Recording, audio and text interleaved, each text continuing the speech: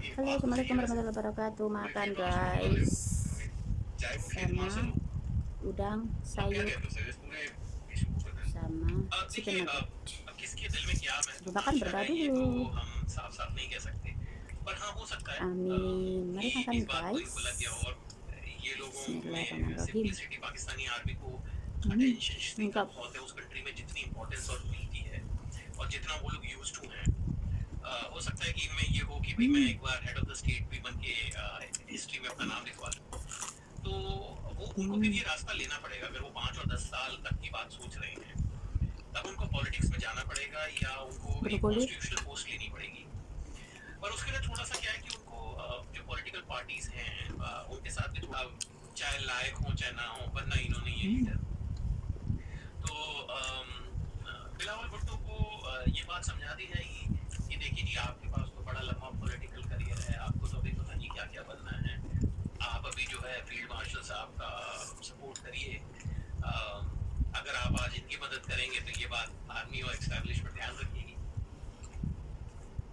तो personal agenda तो है सर, अपने आप को 5वां सितारा बनाना।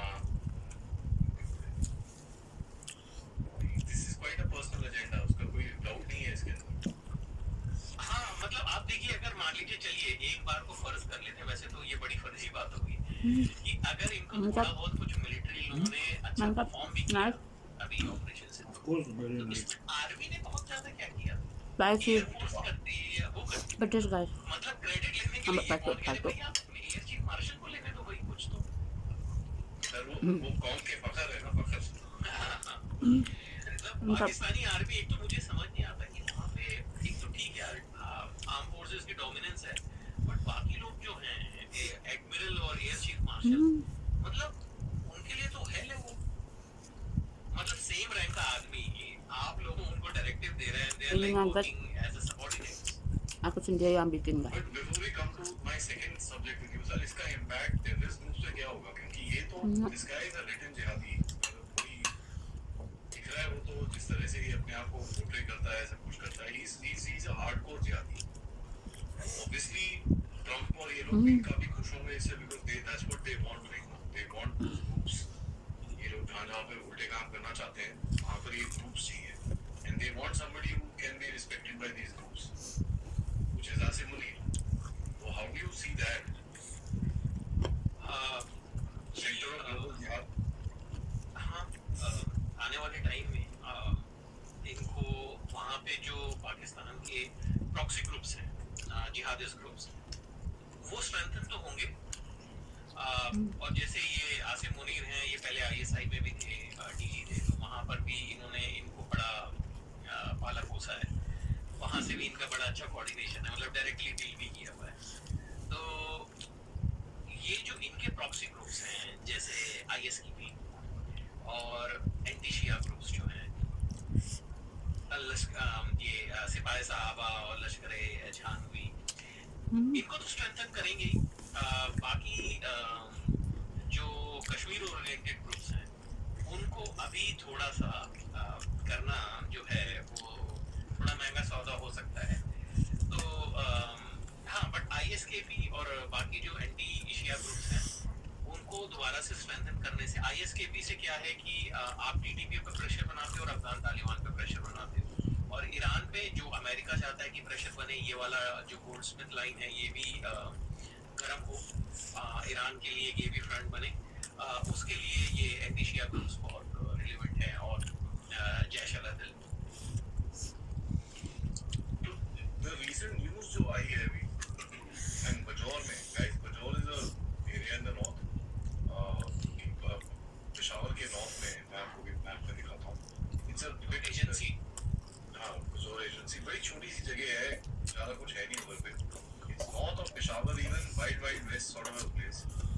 वहाँ पर उनका वैसे भी रेट नहीं चलता, वहाँ पर जगह चलता है, which is what works there, ठीक है। Now, सर वहाँ पर एक चीज हुई है कि ये टीटीपी क्यों कर रहे हो, मार पिटाई बंद करो तुम। Spicy.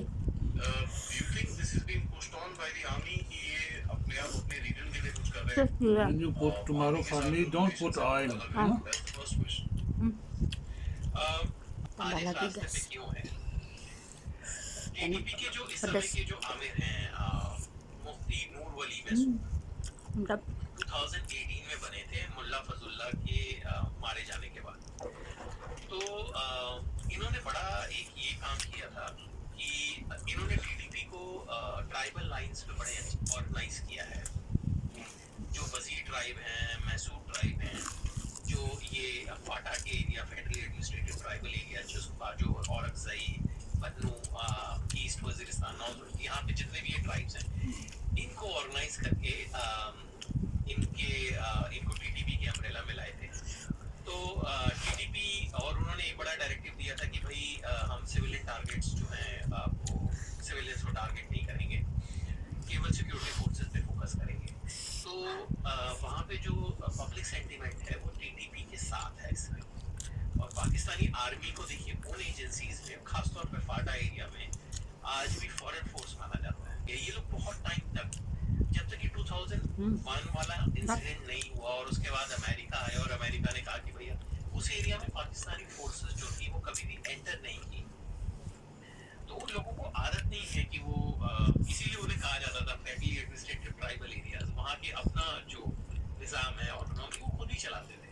बट डिफेंस और फॉरेन वो इस्लामाबाद के पास था। तो आई थिंक कि कन्फ्रंटेशन बढ़ेगा टीटीपी का। even with the jirga saying कि भाई रुक जाओ उसके बाद भी बढ़ेगा। देखिए ये जो थी ये एक बड़ी लोकल जिरगा थी। ये प्राइम जिरगा जो सारे कबीलों की होती है ट्राइब्स की वो नहीं थी। रॉयल जिरगा तो हाँ वो जिरगा नहीं थी, लोई जिरगा। तो और ये जो थी आई थिंक ये इसका फोकस ये था कि अपने लोगों का नुकसान हमें बचाना, ज़्यादा हम ये नहीं चाहते कि मिलिट्री ऑपरेशन शुरू हो। पर उस जिरगा ने ये नहीं कहा है टीटीपी को कि टीटीपी जो है वो सीज फायर की तरफ चले। तो हो सकता है कि एक लोकल एरिया में जैसे पत्तों की बात है वहाँ पे ये बाजोर की बात है, जैसे वहाँ पे अगर ये लोग थोड़ी टाइम के लिए अपने ऑपरेशन